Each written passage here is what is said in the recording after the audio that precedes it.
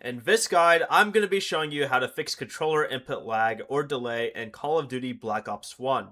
This is Miguel from Just Boz, and before we get into this guide, make sure to like the video and subscribe to the channel with all notifications on for more content like this. It really does help out the channel and we'd greatly appreciate it. If you have any questions, just ask them down in the comment section below. I'm going to be doing my best to reply to every single comment down there. Begin by opening your console settings from the top menu. Next, go down to where it says Accessories, right here.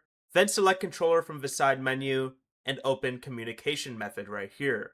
You want to change this from Use Bluetooth to use USB cable, and make sure the controller is connected with a USB cable. Then you can go ahead and restart your game right over here, if it's not already. And once Black Ops 1 opens again, test the controller to see whether the input delay has improved. Before you leave, remember to like the video and subscribe to the channel with all notifications on for more content like this. It really does help out the channel and we'd greatly appreciate it. And if you did have any questions, just ask them down in the comment section below. I'm going to be doing my best to reply to every single comment down there. Peace.